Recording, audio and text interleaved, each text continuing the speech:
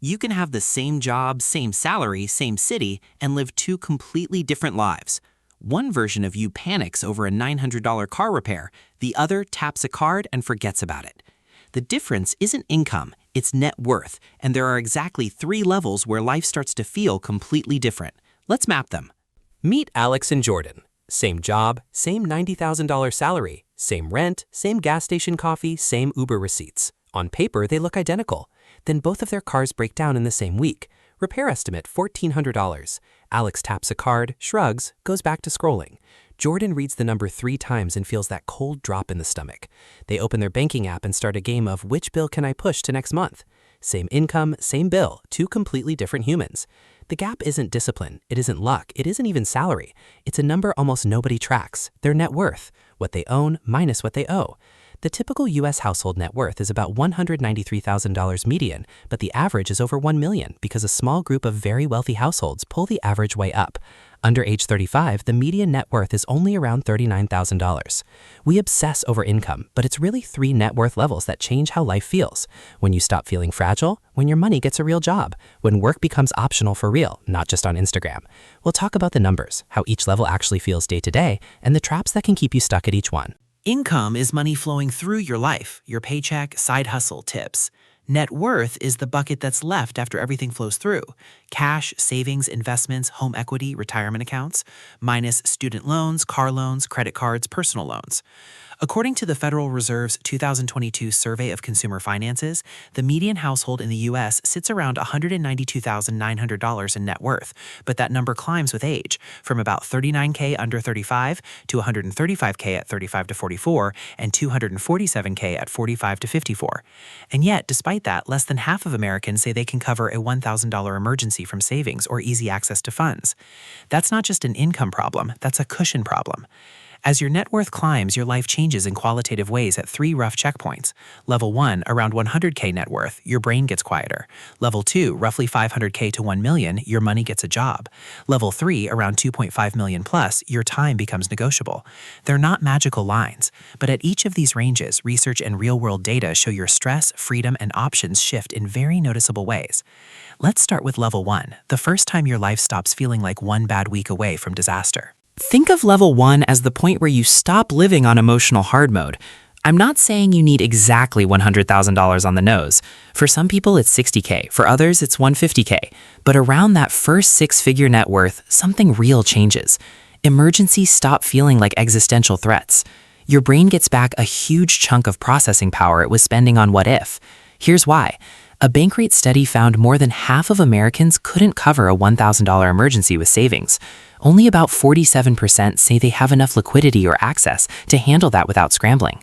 Another national study on financial assets and mental health found that adults with less than $5,000 in financial assets had over double the odds of screening positive for depression and anxiety compared with those who had $100,000 or more in assets. Income mattered less than assets when it came to anxiety. In other words, low net worth doesn't just hurt your wallet, it taxes your mind. So what does around $100,000 net worth feel like? How level 1 feels. A $900 car repair is annoying, not a crisis. A surprise medical bill sends you to your savings app, not your credit card. You stop mentally rehearsing, if I lost my job, I'd be done in 3 weeks. You might still have student loans, be renting, drive a normal older car, but you have a real emergency fund, some money in retirement or investments, fewer nights lying awake wondering what happens if your paycheck is late. Psychologically, that's massive. Research on financial stress shows that a lack of emergency savings and too much debt are top drivers of financial anxiety across age groups, especially for millennials. Level 1 is where you finally get some space between you and the edge. The dangerous part of level 1 is that relief and safety feel almost identical, but they're not. You cross, say, 40K, 60K, 80K in net worth, you feel less stressed. This is usually when people say, I've been good, I deserve a nicer apartment. It's time for a new car with a real sound system. Individually, those choices aren't evil. But remember, the typical under 35 median net worth is only about $39,000, and even at 35 to 44, it's around $135,000. That means your cushion isn't actually huge yet. It just feels huge compared with zero.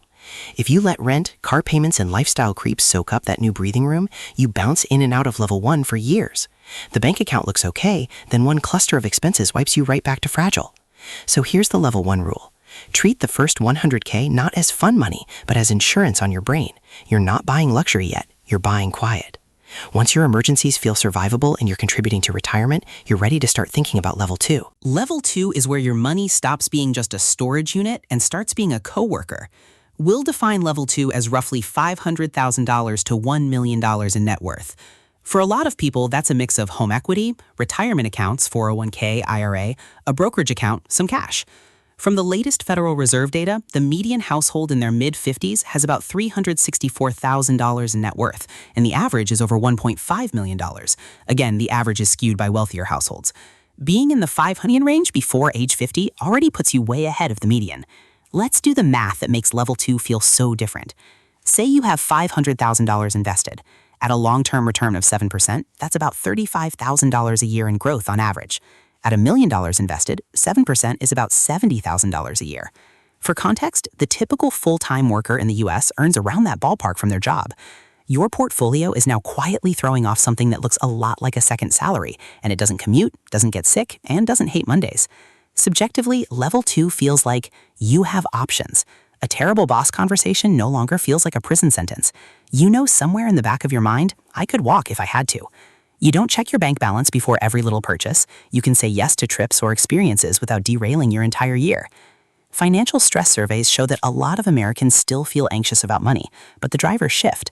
For middle and higher income households, it becomes more about retirement readiness and long-term security, not can I pay rent next month. At level 2, you're not retired, but you can make career moves based on fit and values, not just survival, take calculated risks, a different job, a career change, a sabbatical, without feeling like you're jumping without a parachute. That's a huge mental shift. Level 2's enemy is lifestyle creep. Every time your income goes up, there's a gravitational pull to let your spending drift up right behind it. Bigger house in a nicer school district. New car every time the old one feels embarrassing. Eating out and delivery becoming default instead of occasional. Researchers talk about the hedonic treadmill. We adapt quickly to upgrades, and what felt amazing last year becomes normal this year. The joy resets to zero, but the monthly payments keep going. At $500K to $1 million, it's very easy to build a life where every dollar is pre-spent on mortgages, car payments, and subscriptions. Your net worth is high, but your free cash flow is low. You look well off, but you're secretly terrified of losing your job. So the level 2 rule is, treat the gap between your income and your spending as sacred. That gap is what your money uses to keep working for you. Automation helps. Auto-invest straight from your paycheck into retirement and brokerage. Decide how many lifestyle points you'll spend now and lock the rest into investments before you can upgrade everything. If level 1 buys you a quiet brain, level 2 buys you real options. But there's one more level, the one where the whole relationship between work and money flips. That's level 3. Level 3 is where net worth stops being about, am I okay, and starts being about, what do I want my days to look like? We'll roughly define it as $2.5 million to $5 million in net worth. Again, these aren't hard lines, but they line up with the well-known 4% rule from retirement research, withdraw about 4% of a diversified portfolio each year, and historically have a good chance of not running out of money. Classic definitions of being financially independent for many middle-class lifestyles. Here's the math shortcut. Annual spending times 25 equals the portfolio size you need to support that spending. So if your desired lifestyle costs $40,000 a year, your number is about $1 million.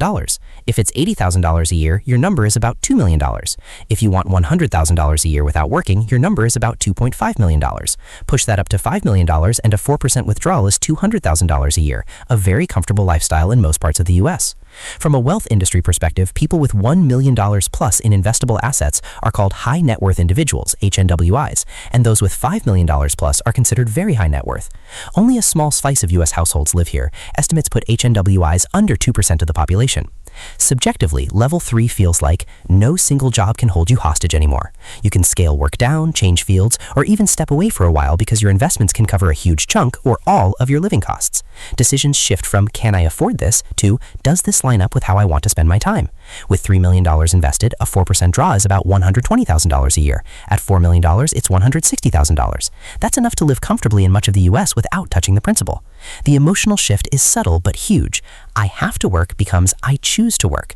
Vacations stop being escape from my life and become another way I spend my time. You start saying no to people and projects you used to tolerate because you needed the money. But, and this is important, this level does not automatically make you happy. Studies on money and happiness have gone back and forth for years on whether there's an income plateau where happiness stops rising. Recent work suggests that for many people, happiness does keep increasing with higher income and financial security, but only if they're already reasonably content. For the deeply unhappy minority, more money reduces stress up to a point, then stops helping much because the problems were never fundamentally about money in the first place.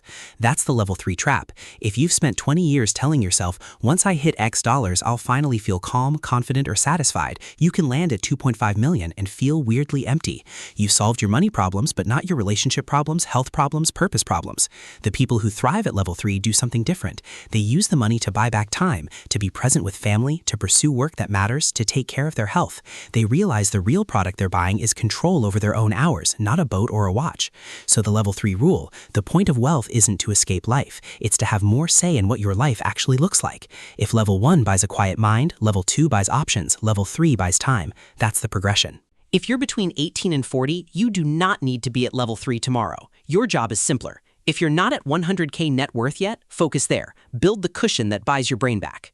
If you're around or past that, aim for the range where your money starts working a serious second job, that 500K to 1 million zone. And if you're already in level 2, make sure you're not leaking it all to lifestyle creep so level 3 stays on the table. 10 years from now, you're either going to be Alex, the version of you who quietly crossed 1 or 2 of these lines and feels it in every car repair, job offer, and Tuesday, or Jordan, same salary, same city, but no cushion, no options, and no time. Same income, different life. If this changed how you think about that number in your head, do 2 things. Comment which level you're at right now and which one you're aiming for next. Hit subscribe because in the next video, we'll break down the exact moves that get you across level 1 fastest without wrecking your lifestyle. I'm Robert. Your net worth isn't just a score, it's the story of how your life feels. Let's write a better chapter.